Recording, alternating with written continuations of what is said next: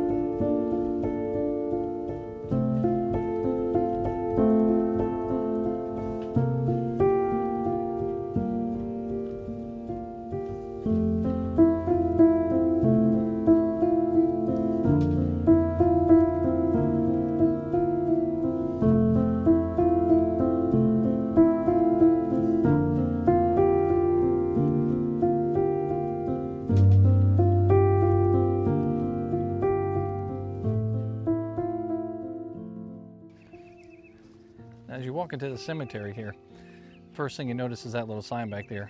It says, "Visitors are cheerfully greeted." At the lodge there, where you can receive information. At that lodge, they have put a manual information tablet, if you will, a television screen where you're supposed to be able to search the members' database for all the people that are buried out here. However, that members database is not accessible. That screen is turned off, and when you go to turn it on, it says that there's no signal. So good luck finding the information. One of the best ways I find information on gravesites, though, is on findagrave.com. I love going there and digging up information, because a lot of times the only thing that you receive on service members when you come out here is a name and maybe a date, if you're lucky. But on Find a Grave, people who are related to those people sometimes will go to their graves registry page, and they will tell information or provide pictures of the person. So that's way better than the digital thing that's on the front of this building here that is not in operation at all.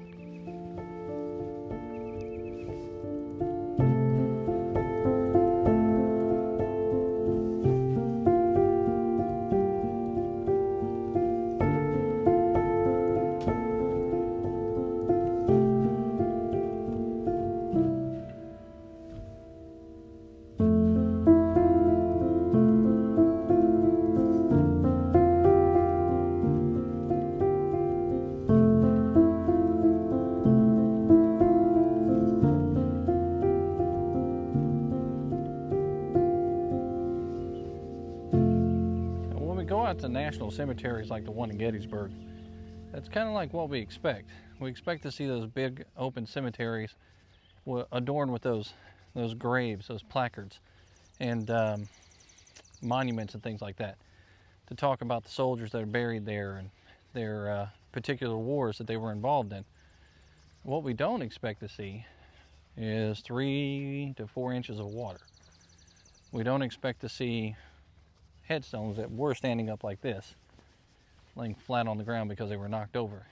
We don't expect to see things in disrepair, holes in the brick wall surrounding the cemetery, stuff knocked over. And this place where I'm at right now, Poplar Grove, that's exactly what this place looked like just a few years ago. It was, quite frankly, a disgraceful place. People's loved ones have been buried here in this cemetery for a very long time. The American Civil War being the beginning of it. There are soldiers buried all throughout this place from the American Civil War, and you can look them up in the database, and it'll tell you exactly where their bodies were found or where their bodies were originally buried throughout Virginia. A lot of them were buried after their fights where they died, and they were buried in farms around those battlefields. For example, the one young man that we're going to talk about today, Mr. Dixon, he was buried at the Gurley farm, and this was shortly after he died from the Battle of Weldon Railroad in August of 1864. So it took a lot of work to get this place to where it is today. And it is a beautiful cemetery now. Definitely a place worthy of the sacrifices of these soldiers.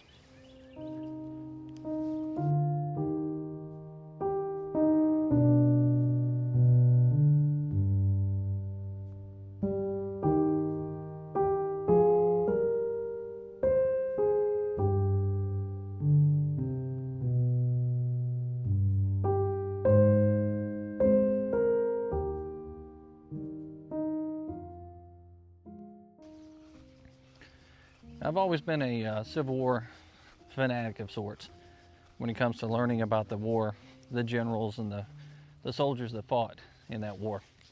I, however, have not always been the one to document my travels. I just started doing what I'm doing right now and bringing these stories to people. And in 2017, there was an article that came out about this cemetery here, where a relative of a soldier had basically brought it to the attention of a lot of people that they went to visit their ancestor, and they'd found that the stone for their ancestor had been smashed over onto the ground, and that coming through the gate back here, they couldn't get through the gate without water essentially being everywhere and tramping through the water to get to their ancestor. And then there was nobody at the gatehouse that they could even visit to ask, where is my ancestor's grave? I can't find them. In a sea of stones like this, you could stand out here and walk around line by line, and it could take you all day to find one soldier if you don't have a reference point or a number for the grave.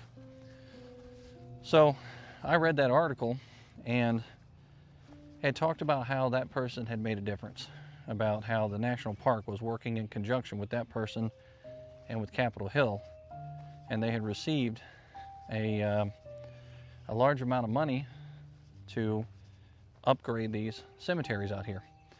There were a total of 10 cemeteries that were going to receive the money granted to them to make the improvements. And I think the amount of money was $5.1 million to make those improvements. The worst part in that article that I read was these stones had been knocked over for convenience of the people that were working this cemetery at one point in time. They didn't have the equipment to come in here and cut the grass and keep these places clean. And so instead of having these upright stones that had originally been placed for these soldiers, they either got rid of them or knocked them over, and then they replaced them with flat stones on the ground. And it made it easier for them to mow the lawn out here. What happened to the stones? Well, they were sold to a local person who then put them on their home and made a curiosity out of it, if you will. To me, that kind of irked me a little bit. I don't care what the purpose is or why a person wants to do that. Those tombstones, those were likely the last thing given to that person who sacrificed their lives for this country. And not only that, just think about the generations of people that have come out here and touched those stones. Maybe it could have been their direct relatives, their wives or children that came out here and touched those stones, thinking about their husbands and their fathers and uncles and brothers, and wishing they were still alive but couldn't get back to them because they were gone as a result of a war that they fought in. Quite frankly, it kind of pissed me off. So I immediately wanted to come out here and check this place out and see it for myself. And now that I document these things and I go and make videos about battlefields and such, I thought that I would come out here and tell you the story of some of the soldiers that are out here. And we're going to do just that very thing. First, by talking about a Medal of Honor recipient that's buried out here.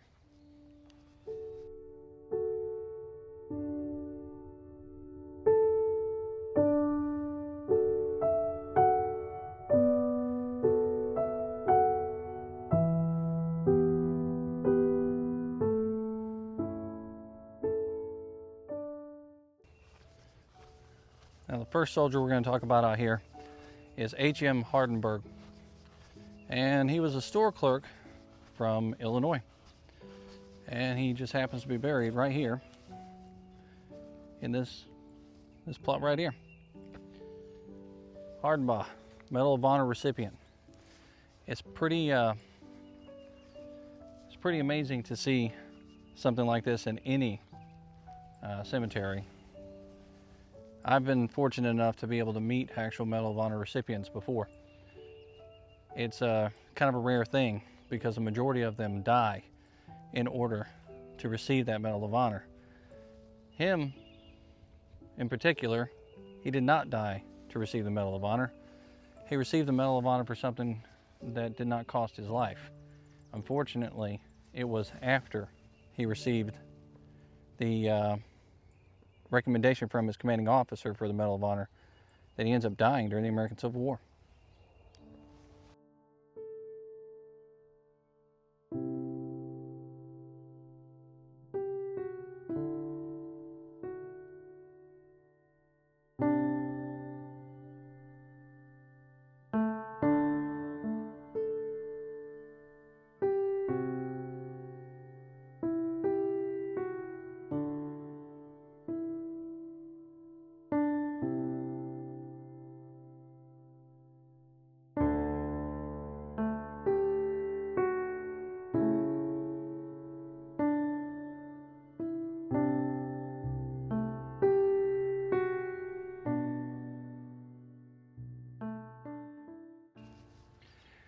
Private Hardenberg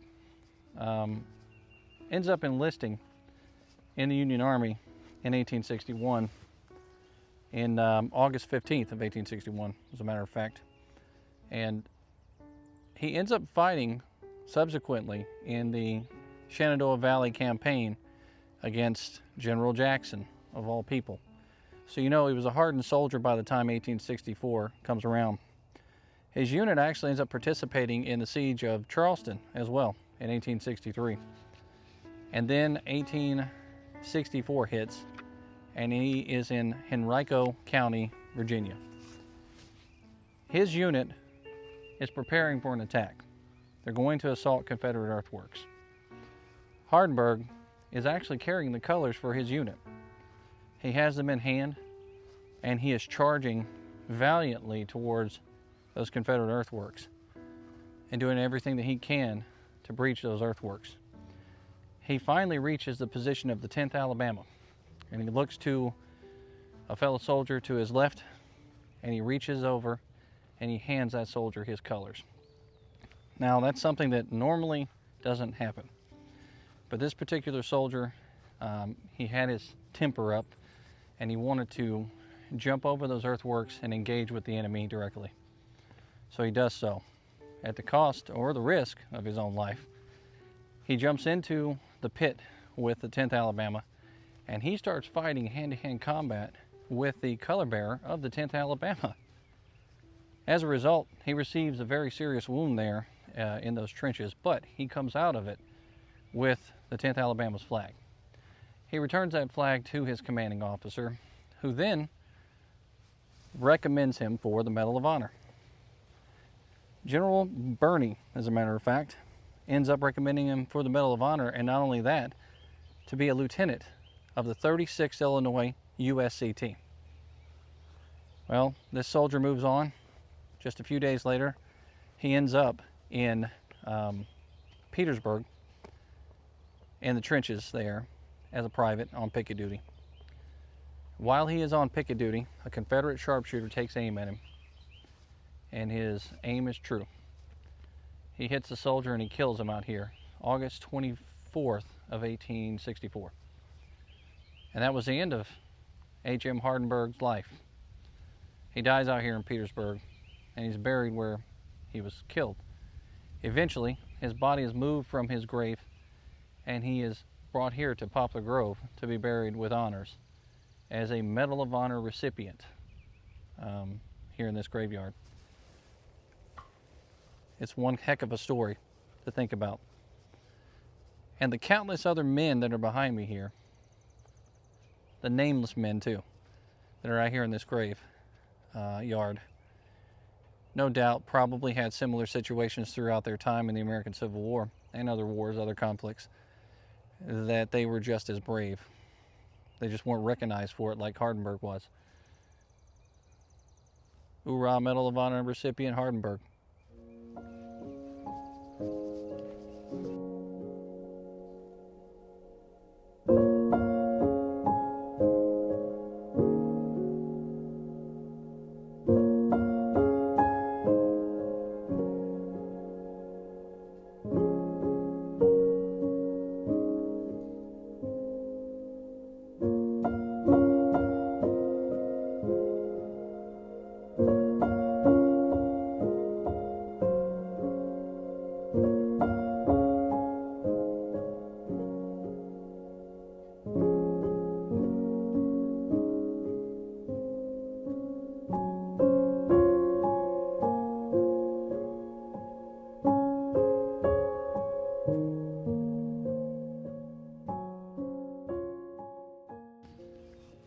Now, in case you're out here and you want to try to figure out how to get to these graves that we're doing, these two Medal of Honor recipients, that's the gatehouse. That's where you're going to come in and take the sidewalk down to the loop. The loop is directly in front of us here. And then that is the very first line or very first row that you're going to take down. And as you take that row down, the very first one that you're going to see that stands out to you is HM Hardenberg, Medal of Honor recipient from Illinois. August 28th, 1864 is the death date. If you want to find the second one, you come back out this row, which is the 1200 series, and you continue back to this black metal sign here. When you stop at this black metal sign, you look off in this direction and you will see that second Medal of Honor recipient, and it's kind of easy to see from here because his information is outlined in black, and you'll be able to walk directly over there to it. That's how I had to find my way. Again, the guest house or the gatehouse has no one there to give you information, and the electronic book is not up and available to help you find your way. So, and here's Lewis R. Morgan. This is our next Medal of Honor recipient we're going to talk about.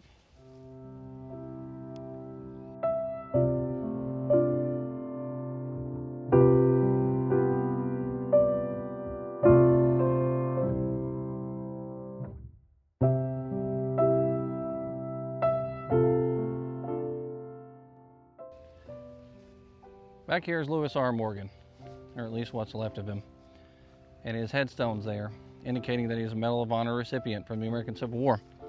And it indicates that he died October 27th of 1864.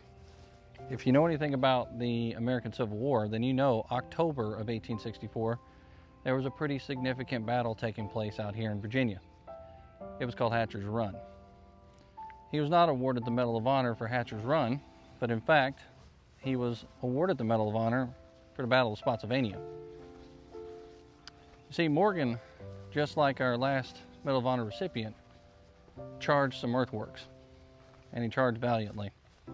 And he also participated in hand-to-hand combat, except like our first recipient that we talked about, he fought at the Battle of Spotsylvania. And we've done videos about Spotsylvania, and I'll put a link so that you can see one of my better videos about that battle. And if you watch that video, you will learn that that fight was in rain and mud, and a lot of it was hand-to-hand at those earthworks there at the Mule Shoe. Those guys were becoming bullet sponges, the Confederate soldiers were, and the Union soldiers that were draped over top of those earthworks during the fight. Morgan there decides he's going to hop those earthworks and start fighting with a color bearer also. And he takes the flag from the Virginians there in those trenches. Takes them, comes away with a wound, and as a result, he is also recommended for the Medal of Honor. He was born in 1836 in Delaware County, Ohio. When he joins the service, he finds that he likes it just fine. He takes to soldiering good. He works his way up the ranks and becomes a sergeant by the time of his death. So, as an enlisted service member in those days, in order to gain the respect of the other men and to become a sergeant, that's a pretty big deal. To get a battlefield commission, you had to do something heroic, or you or the next person in line when your lieutenant dies.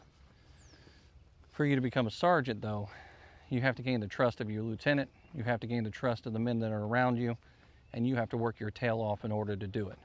And he did. Well, Morgan returns that flag to his commanding officer and continues to fight on the Overland campaign and makes his way out here to Virginia, in this part of Virginia at least, where the siege is taking place in Petersburg. And then the Battle of Hatcher's Run happens. He ends up being killed out there, and the Medal of Honor was already in the works for him. December of that year, December 1st, they end up posthumously awarding him the Medal of Honor. It's a shame that these stories don't end any better for these guys. The both of them end up receiving Medals of Honors after they are dead. But that's what Memorial Day is all about. Not just the Medal of Honor recipients, but about those guys that died in combat protecting the Constitution and saving the Union, and also saving the United States, because we have always had generations of people that were willing to risk their lives for our freedoms and to defend our freedoms. Us veterans understand what that oath is all about. Memorial Day is for the ones that we could not bring back home.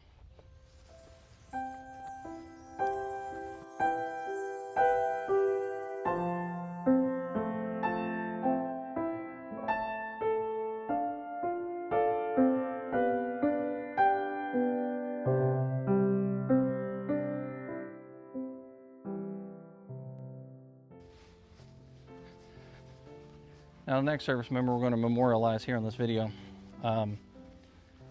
is an African-American man that actually served in both World War II and Korea. But he ends up dying in 1951 at the beginning of that Korean conflict.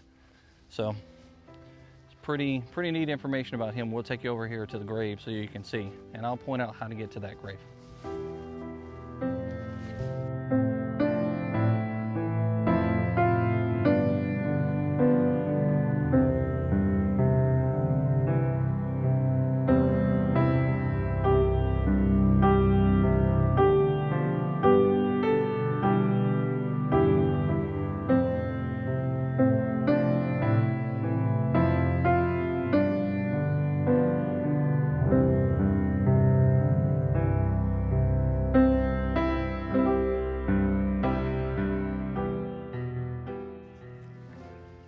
Now, when deciding how to tell a story, you have to have people that you can talk about and maybe relate to.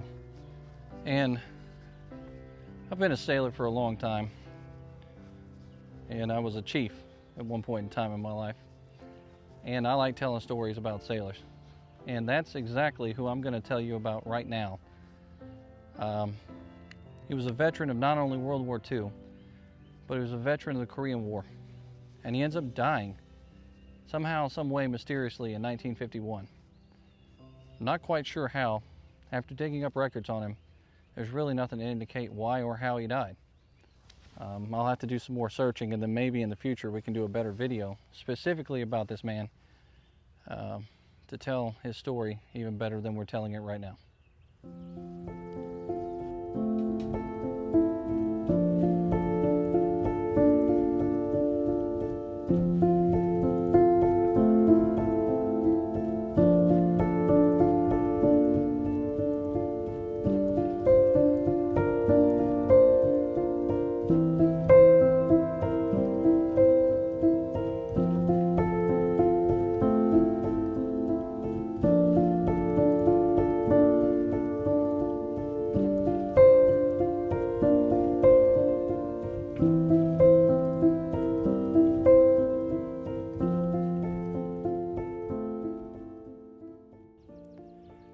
So here we are back out in the cemetery again.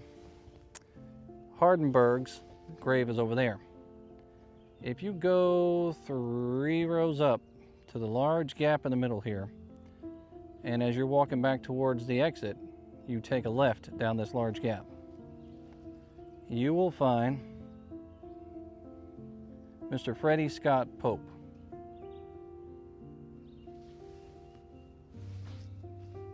Seaman, U.S. Navy.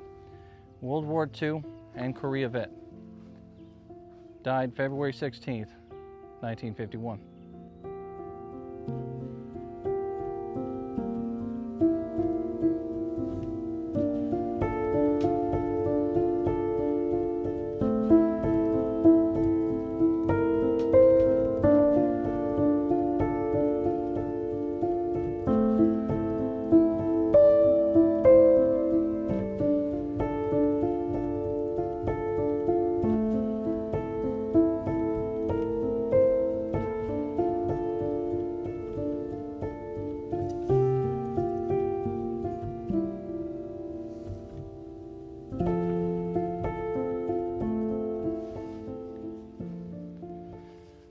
And Mr. Pope was born May 5th of 1926. He was born in Pittsburgh, Pennsylvania, based on the records that I dug up using Ancestry.com. There are records out there to indicate his draft, to indicate his discharge, and I'll put some of those records up so you can see them for yourself. And it's public record, and you can get those on Ancestry.com.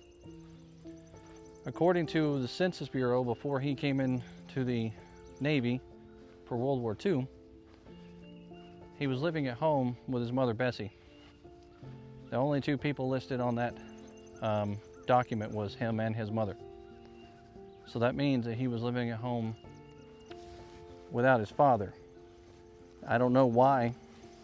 Maybe his father was gone or had died, or maybe he died in a war before him. Who knows? But that was his situation when he joined the military.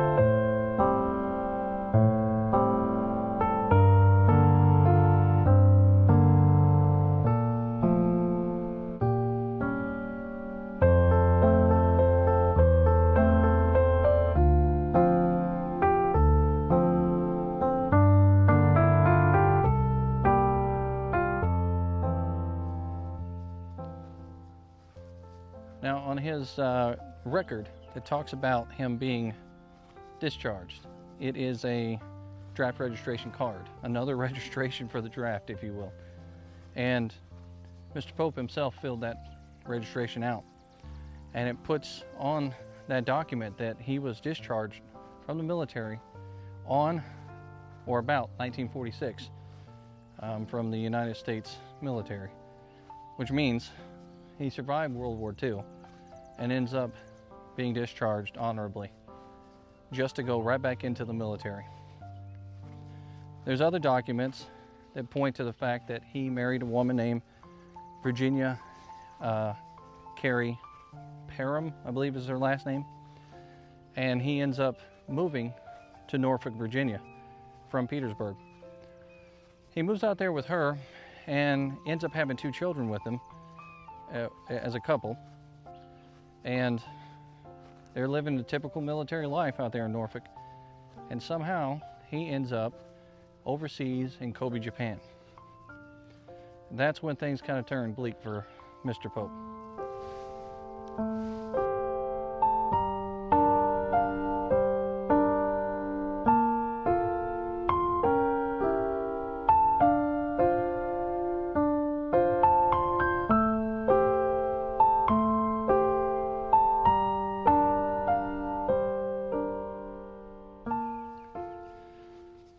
There's very little information about Mr. Pope there when it comes to his death.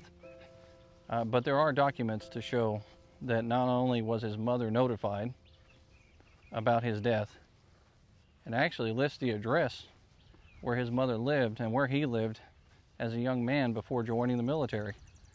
That address still exists today, and there is a home there that I am fairly certain was probably the house that he lived in based on the age of that house. But for the privacy of the residents, I won't be posting photographs or videos of that house. But he ends up, like I said, in Norfolk, and as a sailor, he's deployed. He goes overseas to Japan, and this time it's for the Korean War. And in 1951, something happens. Not quite sure what, but he ends up dying as a result of some kind of an injury or something. And we have a document that shows that his body was picked up and transported to California, and then eventually his body was shipped back here to Virginia, where his mother would have him buried here at the National Cemetery, where it's not too far from her home. And no doubt his children would get to come out here and visit the grave. His mother would do the same, and his widow would also be able to visit that grave. And that's about all we know about Mr. Pope. If it was an injury as a result of an action that happened because of the war, we're not real sure, although we know he was deployed overseas for the Korean War.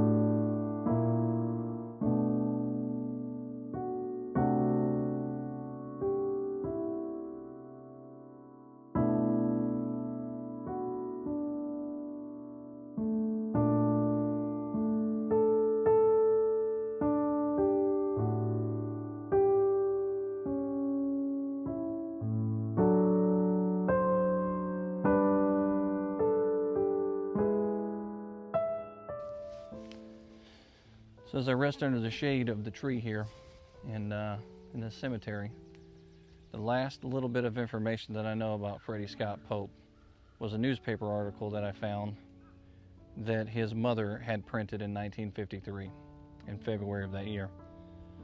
And I'm sure it was about all she probably could afford to memorialize her son.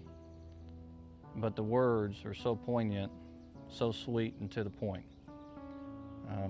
I had to repeat those words here at this cemetery because that's really what this is all about. It's about loss of life, loss of future, perseverance of this country, and the continuance of what we have here through the loss of these people.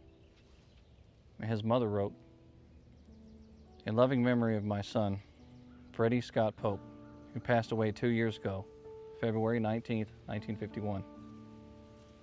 February brings sad memories of a loved one gone, one I cannot forget. It is sweet to know we'll meet again, where trouble is no more." That was the last information that I could find on Freddy Scott Pope. I found information about his children out there, and about their futures and what they grew up to be and things like that, but nothing about him. It was the last little bit of memorialization that's out there on the World Wide Web about Freddy. But it was a fitting tribute from his mother, who loved him so very much. And he's buried here amongst the rest of the heroes at Poplar Grove National Cemetery.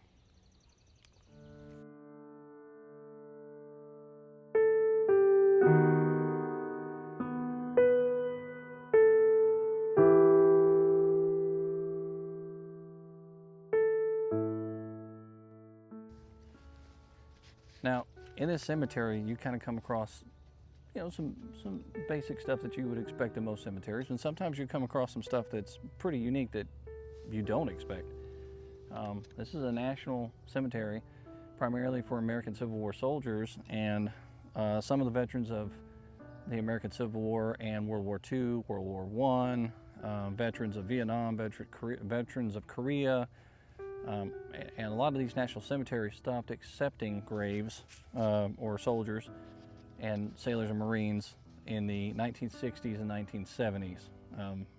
They make exceptions from time to time for spouses of those people. But here in this cemetery, I have the honor of squatting down in front of Sergeant Major George M. Simmons, Royal Fusiliers Attaché, British Military Mission, 8th October 1918. So I'm assuming that this is a British soldier attaché during World War I. And he is buried right here in this cemetery, Poplar Grove. It's a pretty amazing thing. Real neat.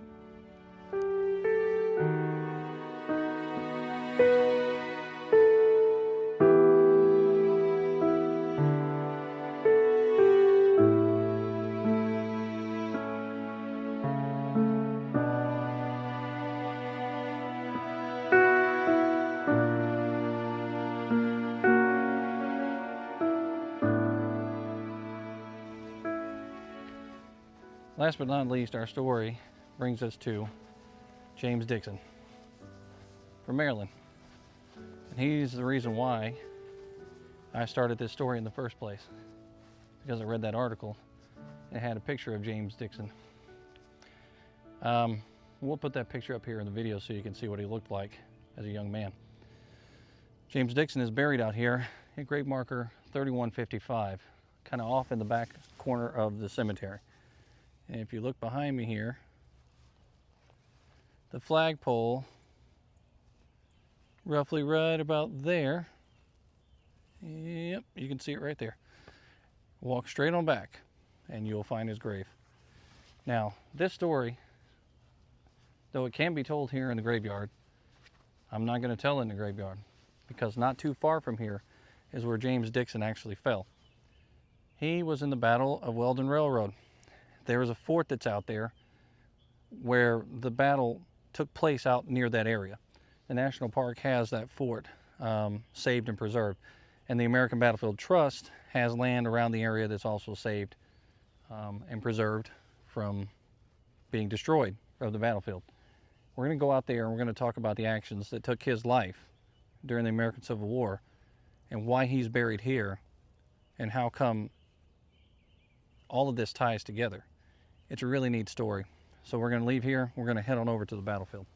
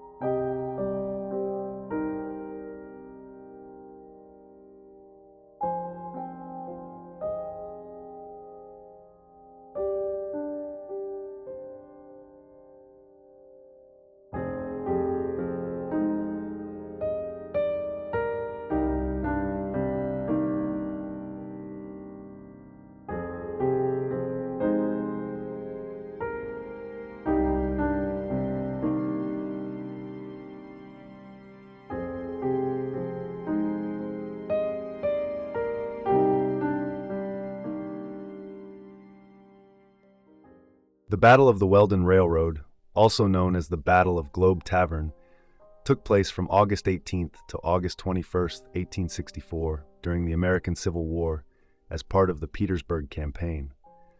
It was a key engagement in Union General Ulysses S. Grant's efforts to cut off Confederate supply lines into the city of Petersburg, Virginia.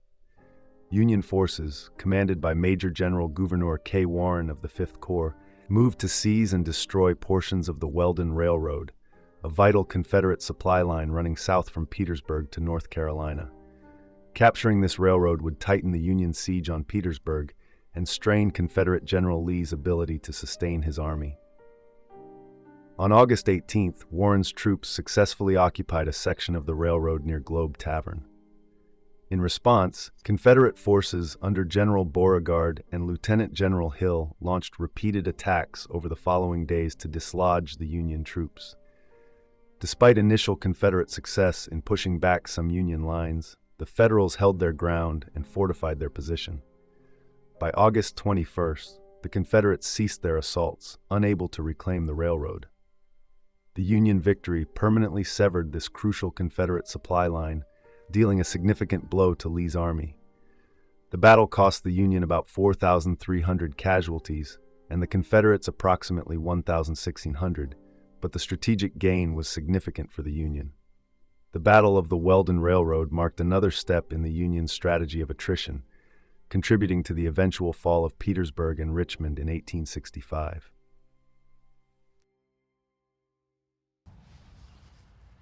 So here we are at Fort Wadsworth, out here near where the Weldon Railroad was, and the fort is right here.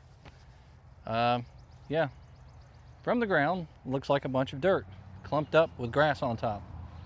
From the aerial view, when you look down on this place, you can tell the actual size of the fort. It's still intact. The outline is there for you to see. This place is pretty amazing when you walk on the inside here. Now, Fort Wadsworth was part of the Battle of Weldon Railroad, or at least this location was, and all of that took place out here directly in front, coming in this direction and off in this direction over here as well. James Dixon was out here with Maryland fighting, and he would have been off in that direction, directly ahead of me there. On August 18th, the initial attack happens, and the Union soldiers get bloodied. They get beat and mashed back in this direction. Then the Union soldiers come back up 2 days later and fight again. This time, they defend this area and they push the Confederates off, and they're able to maintain this space that we're in right now. August 21st of 1864, or right around that time, was about the time that James Dixon ends up receiving his wound and dying out here at this place. The Gurley farm is off in this direction over here. His body is carried over there. He's tended to and then buried out there in those fields. Eventually, when the war is over with and when they have more time to take care of him, they come back out to where his grave is. It's marked, thankfully, and they pull his body out of the ground and they move him to the Poplar Grove Cemetery. So now he's at Poplar Grove Cemetery and he can be visited by family members, ancestors, anybody for future generations can come by and see that cemetery and his grave. Now I'm going to put a picture of James Dixon up here on the screen for you to see him. It's a colorized photograph, and he's a pretty smart looking young man fighting in the war to preserve the Union. This is the typical Union soldier fighting on either side. As you can see, someone took care of that photograph for many, many years and passed it down through the generations so that future generations could see what their ancestor looked like. A lot of those soldiers that are out there that we talk about, and sailors, they're not so fortunate. There are many graves out there with names and no pictures, names and no documents, names and no information. But James S. Dixon not only has information about him during the American Civil War, but modern information. His family comes out to that grave and sees the disrepair that the graveyard is in, and says something about it. And they are part of the reason why them and other people who have ancestors out there are part of the reasons why cemeteries like that are taken care of. Somebody sees something, says something, and then there's action taken. It's very important to save those cemeteries and to preserve the legacy of the soldiers, sailors, Marines, and airmen that died during a time of war, protecting our rights as U.S. citizens and preserving our Constitution. It's a pretty amazing place to be, to come out here and see this battlefield. We'll talk about that battlefield a little bit more in this clip so that you can learn a little bit about the Battle of Weldon Railroad while also watching a memorial, a tribute to these soldiers that are buried out here and the sailors and Marines at the Poplar Grove National Cemetery.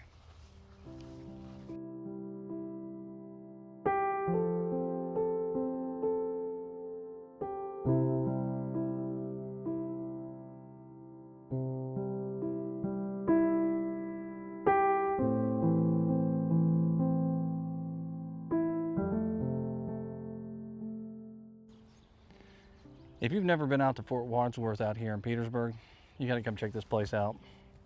The clearly defined lines are left behind. The walls of this fort are pretty massive. I'm going to step down here from where the cannons would have been placed, and I'll show you what I'm talking about. I mean, just look at all of this. And all this is a wayside marker in the Petersburg National Park system. There's a parking lot out front. You can easily walk inside and see it for yourself. There's no real interpretive signs inside the fort, but there are a couple out front to tell you what happened in and around this area. It really doesn't do it justice. The type of fighting that happened out here at Fort Wadsworth, out in this area for the Weldon Railroad, was pretty severe.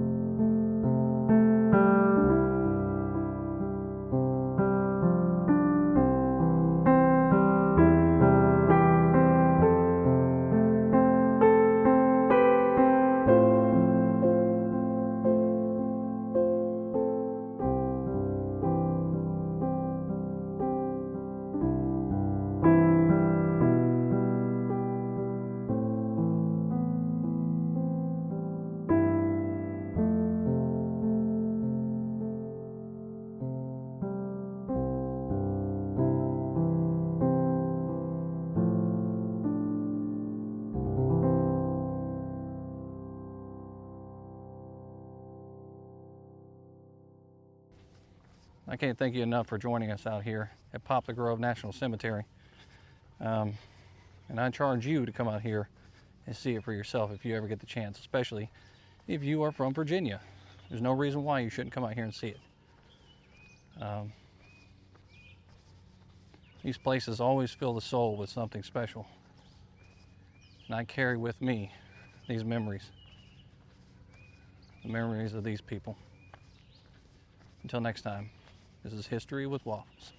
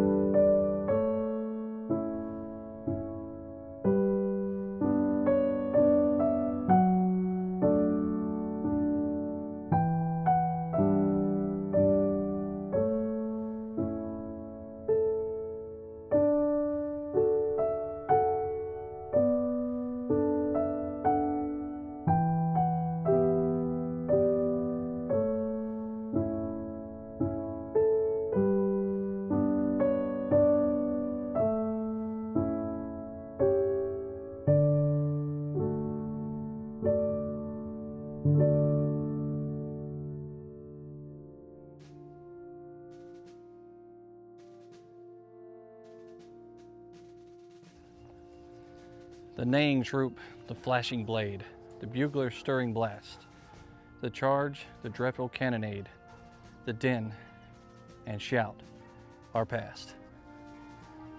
Check this out. When you go out to these national cemeteries, you're going to see those placards all around the National Cemetery, which is that famous poem about the battle ending for a soldier. If you get the chance when you come out to these places, slow down and take your time, read those placards as you're going along, and then visit some of these graves, the people that you never knew. It's one thing to go out to a battlefield and daydream about a deadly conflict full of soldiers, but it's another thing to come to these places where those soldiers are actually buried and to reflect on their sacrifices. Those numbers that we're talking about during those major battles, the 50,000 plus casualties at Gettysburg, the 26,000 plus casualties in Antietam, the scores and scores of soldiers that died or were wounded and ended up in the sick hospitals of these battlefields around here. This is where they're at. They're in these graves out here. Same thing with the World War II veterans that are slowly slipping away from us. Well, today more rapidly than they were before. So come out here on Memorial Day, visit these soldiers, these sailors, these Marines, and the airmen. Pay your respects, because that's what Memorial Day is really all about. Being happy that you're in a country where you're free and you can have that barbecue on that day off.